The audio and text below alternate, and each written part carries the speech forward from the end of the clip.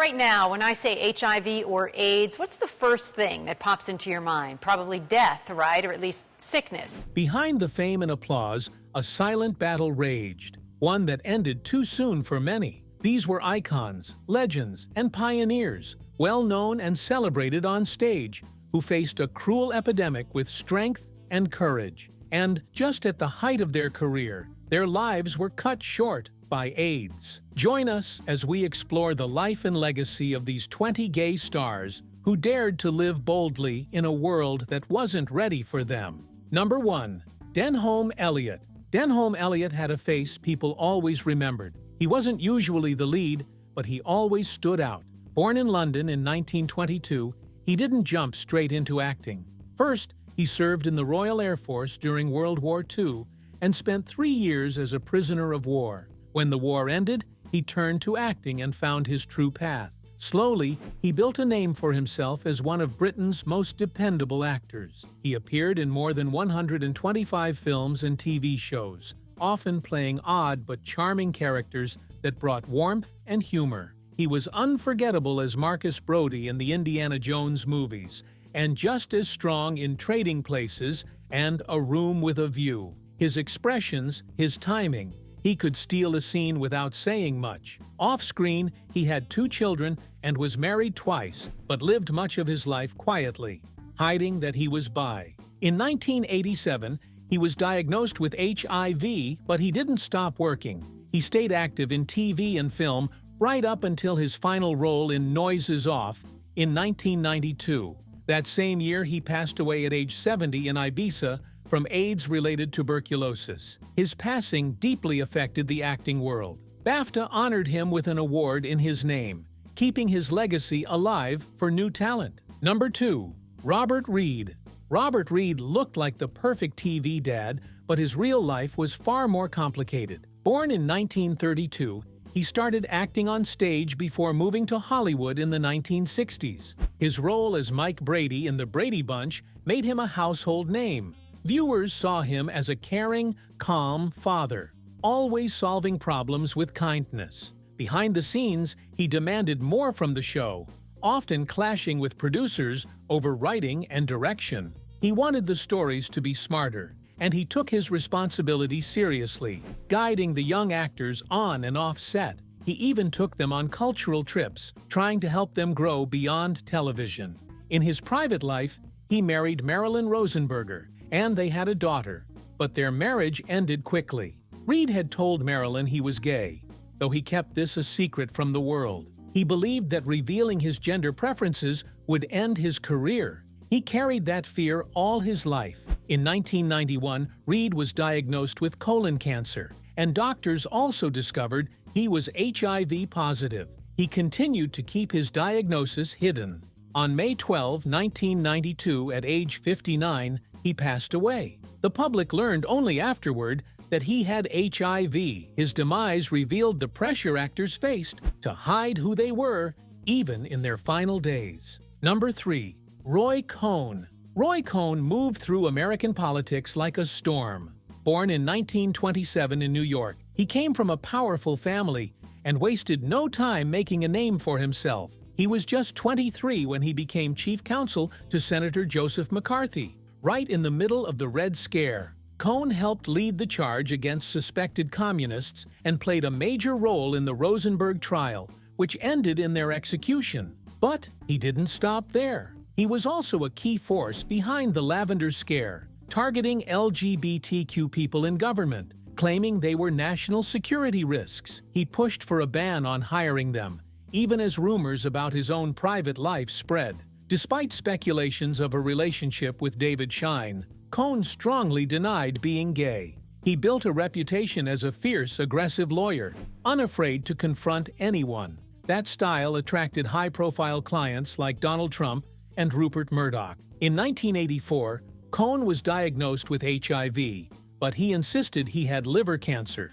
He refused to acknowledge the truth, even as his health failed. He kept his gender preferences hidden until the very end. On August 2, 1986, Roy Cohn passed away at 59 years old. His passing left behind a legacy full of contradictions, power, secrecy, and a refusal to ever admit who he really was. Number 4. Brad Davis. Brad Davis lived fast, burned bright, and left behind a story filled with passion and pain.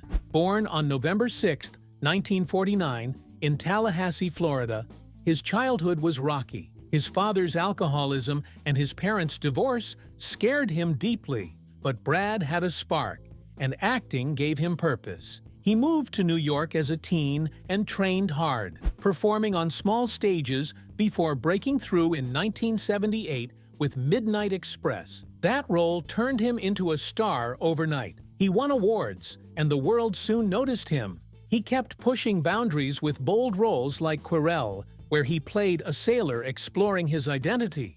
Though he was married to Susan Bluestein and had a daughter, people often questioned who he really was. Davis ignored the gossip and focused on his work. Meanwhile, he was struggling privately. Addiction followed him for years, and that battle likely led to him contracting HIV. Diagnosed with AIDS in 1985, only a few people knew. For years, he acted while fighting the disease and undergoing experimental treatments. He didn't want pity or to become a symbol. In 1991, at just 41, he chose to end his life through euthanasia. He wanted to spare his family the pain of watching him slip. After his demise, his wife shared their story in a book, showing the world who Brad really was: brave and broken. Number 5. Rudolf Nureyev. Rudolf Nureyev was a rare kind of dancer. Wild, bold, and legendary. He was born in 1938 on a moving train in Siberia, a fitting start for someone who never stood still. His early life in Soviet Russia was filled with hardship. He lived in poverty, but even as a child, he moved like he was meant for the stage. At 11 years old, he joined a folk dance group and later trained at the famous Ballet Academy in Leningrad. His leap to fame came in 1961 when he defected to the West during a tour in Paris. At the height of the Cold War, this sudden move made headlines. From that moment on, Nureyev danced freely, with no borders holding him back. He teamed up with Margot Fonteyn, and together they lit up stages around the world. People came to see them not just for the ballet, but for the magic they created. Nureyev wasn't just a performer. He changed ballet itself. He demanded bigger, stronger roles for male dancers and brought raw energy to the art. He lived loudly and traveled often, collecting antiques and living in style. In the 1980s, he became the director of the Paris Opera Ballet. Even when illness struck, he kept working. He passed away in 1993 from AIDS, but his influence still lives on in every bold, powerful leap on stage. Number 6. Freddie Mercury. Born as Farrokh Bulsara in Zanzibar, Freddie Mercury lived life with fire in his heart and music in his soul. He grew up far from fame, but from the moment he stepped onto a stage, everything changed. His voice was unlike anything people had heard, rich, soaring, and full of emotion. As the frontman of Queen, he led the band into rock history, turning every concert into something memorable. His personal life was private, but filled with depth. He had a strong bond with Mary Austin, and even after their romance ended, she remained central in his life. In 1987, he was diagnosed with HIV, a secret he guarded closely. Still, he pushed on, recording songs and making music videos even as his health declined. The video for "These Are the Days of Our Lives" showed a tired but still powerful Mercury giving everything he had left. In his last years, he found love again with Jim Hutton, who stayed by his side. On November 23, 1991, Mercury shared his diagnosis with the world. Just one day later, he passed away at age 45, leaving fans heartbroken, but he wasn't forgotten. The Mercury Phoenix Trust, founded after his passing, has helped fight AIDS worldwide. His legacy lives in every powerful note and every stage lit with passion. Number 7. Robert Mapplethorpe. Robert Mapplethorpe's art was sharp, bold, and thought-provoking. Born in 1946 in New York, he started taking photos in the late 1960s. His early work shocked people, especially his portraits of New York's underground gay BDSM scene. But there was more to Mapplethorpe's work than what was perceived. There was beauty, structure, and confidence in every image. He met Sam Wagstaff in 1972. Sam was a curator and became more than just a partner. He was a guide, a supporter, and the one who helped bring Mapplethorpe's work into the spotlight. As the years passed, Mapplethorpe shifted his focus. He began shooting elegant male and female nudes, flowers, and portraits of celebrities with a cold, polished style that was impossible to ignore. Every photo was beautiful and strangely emotional. In 1989, his show, The Perfect Moment, sparked huge debate in the United States. People argued about what counted as art, what was obscene, and whether public money should support controversial work. Mapplethorpe stood at the center of it all, forcing people to look closer. Sadly, he battled AIDS in his final years and passed away at just 42 in 1989. His ashes were buried beside his mother in Queens. His work still divides opinions, but its power remains. Number 8. Rock Hudson. Rock Hudson was Hollywood's golden man, with broad shoulders, a deep voice, and a smile that lit up the screen. Born Roy Harold Scherer, Jr. in 1925 in Illinois, he worked odd jobs before finding his way into acting. By the 1950s, he was a full-blown movie star, charming audiences in both romantic dramas and comedies. Films like Magnificent Obsession and Giant turned him into a household name. But behind the fame was a secret he had to hide. In a time when being gay could ruin a career, Hudson kept his true self hidden. His short-lived marriage to Phyllis Gates was staged to protect his image. Still, he lived his truth quietly, throwing private parties at his Beverly Hills home that became famous within the gay community. His career lasted for decades. He moved to television and became a hit once again in shows like McMillan and Wife and Dynasty. However, in 1984, his health took a turn. He was diagnosed with AIDS, and though he kept it quiet at first, the signs became clear. In 1985, his illness was made public, and the world was stunned. He became the first major star to reveal he had AIDS. Rock Hudson passed away later that year at 59. His demise shook Hollywood and brought the AIDS crisis into the spotlight, making his final act one of quiet bravery and lasting change. Number 9. Wade Dominguez. Wade Dominguez had the kind of charm that made people stop and watch. Born in 1966 in Santa Clara County, California, he carried both Mexican and French blood, which gave him a unique look that stood out in Hollywood. Before movies, he danced in nightclubs, moving with confidence as a go-go dancer. It wasn't glamorous, but it was real, and it showed his deep love for performance. That energy eventually pushed him into acting. In 1995, he broke through with Dangerous Minds. Playing Emilio Ramirez, he didn't just act, he made people feel. His performance was filled with emotion and impossible to ignore. After that, Dominguez kept moving, appearing in City of Industry, Shadow of Doubt, and The Taxman. He showed range, switching between roles with ease, always leaving an impression. But while his career looked bright, he was quietly fighting for his life. He chose silence after he was diagnosed with AIDS, hoping his work would speak louder than the label. In 1998, he passed away at just 32. Only few knew the truth until the end. In his final days, his friend Elizabeth Berkley showed him a rough cut of The Taxman. As he watched himself on screen, he broke down, not because of weakness, but because he finally saw just how powerful he truly was. Number 10. Joel Crothers. Born in 1941 in Cincinnati, Joel Crothers had a face made for television and a voice that fit any part. He stepped onto the stage early, landing roles on Broadway by age 14. He seemed destined for the spotlight, and soon he became a familiar face in American homes through soap operas. He played leading men and schemers with equal ease, leaving his mark on shows like Dark Shadows, The Edge of Night, and Somerset. He looked confident and natural on screen, but his private life was very different. Behind the camera, Crothers lived discreetly as a gay man. His close friends and family knew, but the world did not. Like many in Hollywood at the time, he kept his truth hidden. fearing it might end his career. His engagement to actress Valeka Gray, his on-screen love interest, added another layer of confusion. Whether it was real or just for show, no one ever knew for sure. Meanwhile, Crothers worked until his health began to fail. In 1985, at just 44 years old, he passed away from AIDS-related lymphoma.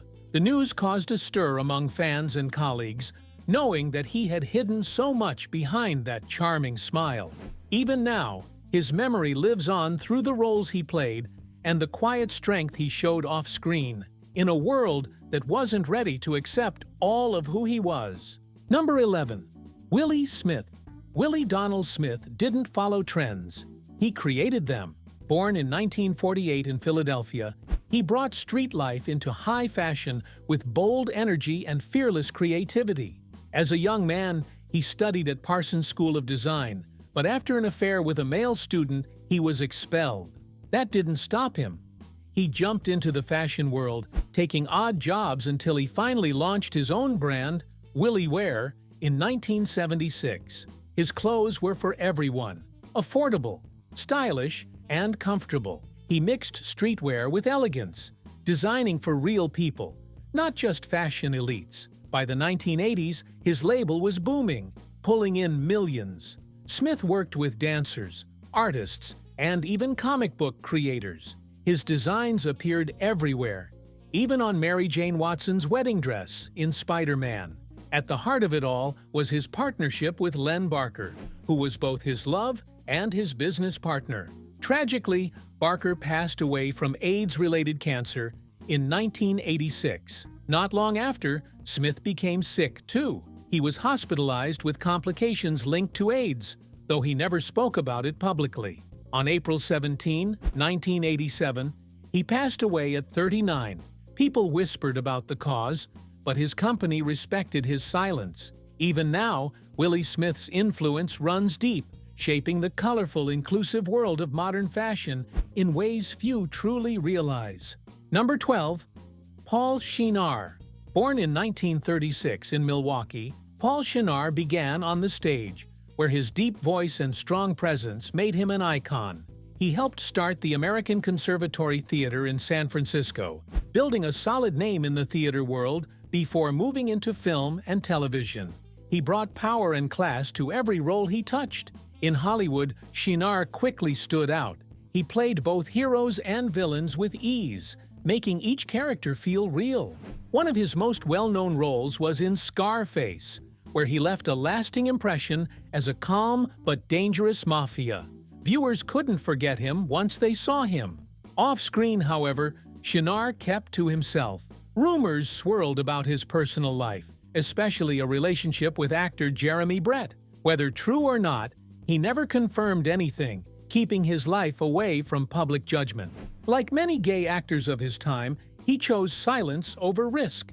In 1989, Shenar's began to health fail, and he finally passed away from AIDS-related complications at 53. His passing didn't make headlines, but those who knew his work understood what was lost. Paul Shenar wasn't just another actor. He was a craftsman who poured everything into his roles. He gave depth to even the smallest parts, and his legacy still lingers in the shadows of every scene he once brought to life.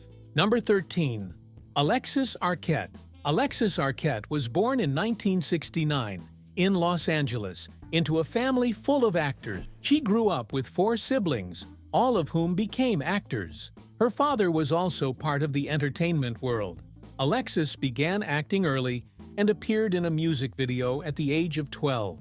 Her first movie role came soon after, and she stayed active in film and TV for years. In her adult life, Alexis openly explored her gender identity, and by 2006, she had completed her transition. Her journey was shown in a documentary that premiered at a film festival. Although she chose to keep some parts of her transition private, she became known for supporting others going through similar experiences. Alexis had been living with HIV since 1987, and over time, the virus affected her health more seriously. In her final days, her condition worsened, and she was placed in a coma. Eventually, she passed away in 2016, surrounded by her family. She was only 47, Her demise was caused by cardiac arrest linked to a heart condition brought on by HIV. Alexis stood out not only for her roles in movies, but also for how she spoke up for people in the transgender community. Even as her health declined, she remained proud of who she was and never stopped pushing for more understanding and acceptance of others like her. Number 14. Howard Ashman. Howard Ashman was a gifted writer who gave voice to some of Disney's most loved characters. Born in Baltimore in 1950, he began writing plays at a young age. He moved into theater and made a big impact with Little Shop of Horrors, a musical he created with composer Alan Menken. This success led the pair to Disney, where their teamwork changed animated films forever. In 1986, they started working on The Little Mermaid. The songs helped tell the story in a deeper, more emotional way. The movie was a huge hit and won major awards. Ashman continued with Beauty and the Beast, even as his health began to fade. He had been diagnosed with AIDS, but he kept writing. The lyrics he created during this time carried powerful meanings that reflected his personal struggle. He pushed himself to finish his work, knowing time was limited. His final project was Aladdin, and though he didn't live to see it released, many of his songs were used in the film. Howard Ashman passed away in 1991 at just 40 years old. He left behind a legacy that transformed animated storytelling. His songs moved stories forward and added emotion that connected with all ages. Even long after his passing, Ashman's work continues to shape Disney films. Number 15. Steven Stucker. Steven Stucker was unforgettable in every scene he appeared in. Born in Des Moines in 1947, he was naturally drawn to comedy and acting. He started in theater before making people laugh on the big screen. His most famous role was in Airplane, where his wild expressions and strange energy made him stand out. Stucker brought something different to comedy. He was never just following a script. He brought each line to life with wild movements and fearless delivery. His work with the team behind Airplane began in theater, where his unique style caught their attention. They brought him into film, and he quickly became a fan favorite. But behind his laughter, he faced a serious challenge. In 1984, he found out he had HIV. At a time when many were afraid to even talk about it, he spoke openly. He was one of the first actors to go public about having the virus. Stucker believed honesty could help others and bring more attention to the disease. His brave choice gave a human face to a crisis that was growing rapidly. Unfortunately, his illness progressed quickly, bringing his life to an end in 1986 at the young age of 38. Though his time was short, his impact was greatly felt. He made people laugh and think at the same time. Number 16. Liberace. Valentino Liberace was born in 1919 in Wisconsin to immigrant parents. He showed his musical talent as a child. He was playing piano by ear at 4 years old and performing difficult classical pieces not long after. But it wasn't just music that made him famous, it was how he turned each performance into a dazzling show. He wore glittering costumes, decorated his piano with candelabras, and made sure every show felt like an event. In the 1950s, his TV show made him a household name. Audiences loved his style and charm. Still, while he looked joyful on stage, there was a hidden struggle behind the scenes. Liberace denied being gay all his life. When magazines hinted at his gender preference, he took them to court and won. Meanwhile, his private life told a different story. He lived with a man named Scott Thorson for 5 years, though he never spoke about it publicly. As the AIDS crisis grew in the 1980s, Liberace became ill. He looked thinner, weaker, but claimed he was just dieting. He performed one last time in 1986. Months later, in early 1987, he passed away at his home. Doctors at first said it was heart failure, but later, it was confirmed that he had passed away from complications related to AIDS. His secret, long kept, was finally known. Number 17. Pedro Zamora. Pedro Zamora lived with purpose and left a deep mark on the world in a very short time. Born in Cuba in 1972, he moved to Miami at 8 years old with his family, starting a new life in the United States. From a young age, Pedro was open about who he was. He was proud of being gay and found support from those closest to him. At 17, his life changed when he learned he had HIV. Instead of giving in to fear, Pedro turned his diagnosis into strength. He chose to educate others, especially young people, about HIV and AIDS. He traveled around the country, speaking at schools and events, making the subject less scary and more human. People listened because he was honest and real. In 1994, Pedro joined MTV's The Real World San Francisco. This made him one of the first openly gay men with HIV on television.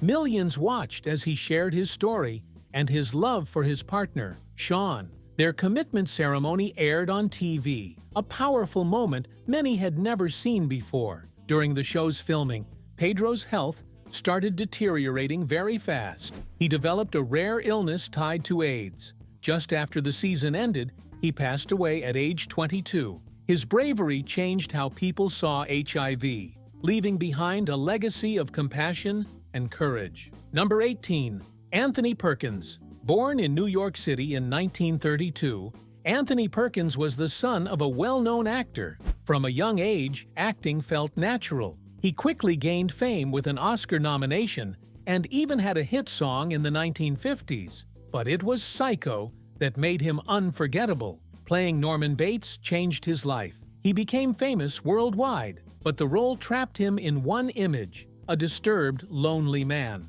Off-screen, Anthony was dealing with his own struggles. In a time when being gay in Hollywood was dangerous, he kept that part of his life hidden. He dated actor Tab Hunter, but they lived their love in secret. Publicly, they posed as straight men, creating a picture-perfect life for the cameras. Anthony tried to change himself through therapy, hoping to fit into society's mold. He lived in the spotlight, but fought a quiet battle inside. In 1973, he married Barry Berenson. They had 2 sons and seemed happy, but some believed he never truly found peace with himself. In the late 1980s, he was diagnosed with HIV. He found out not from a doctor, but from a tabloid. Still, he kept working, hiding his illness. On September 12, 1992, he passed away from AIDS-related pneumonia at 60. 9 years later, his wife lost her life in the 9/11 attacks, adding one more tragic chapter to his story.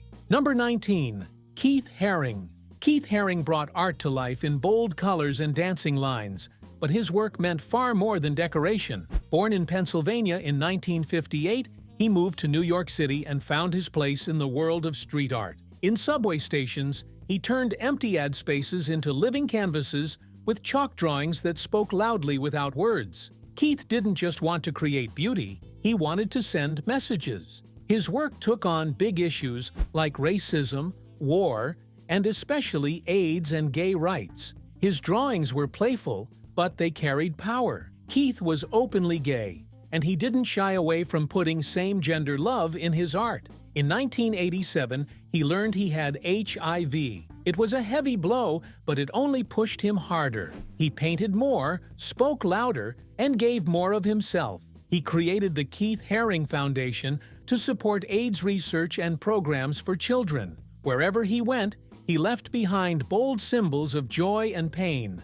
love and loss. His art appeared on walls, T-shirts, and even in hospitals, turning everyday spaces into places of expression. Keith Haring passed away in 1990, just 31 years old. His time was short, but he used every second to fight for others, using his art like a loud voice no one could ignore. Number 20. Ondrej Nepola. Ondrej Nepola was born in 1951 in Bratislava. He started skating young to help with asthma. That decision led him to greatness. By 13, he was already skating in the Olympics. Though he didn't win the first time, his talent couldn't be ignored. He trained hard and stayed focused. In 1972, he won gold at the Winter Olympics in Japan. He became a hero back home, also winning multiple world and European titles. He skated with grace, known for clean lines and strong technique. Fans called him the Ice Prince. But off the ice, Ondrej lived very privately. He rarely spoke to the press and avoided attention. In those years, being gay was dangerous, especially in Eastern Europe. Though there were speculations, He never confirmed anything. He retired in 1973 and started a new chapter as a performer and coach. He traveled with Holiday on Ice and later coached in Germany. His students respected him deeply until suddenly health problems came. In the late 1980s, he was diagnosed with cancer. Some believed it was linked to AIDS, which he also suffered from, though no one said for sure. On February 2, 1989, he passed away at just 38 years old. His quiet life ended too soon, but his achievements still shine on the ice. If you enjoyed this video, like and subscribe, and also click the next video shown on your screen.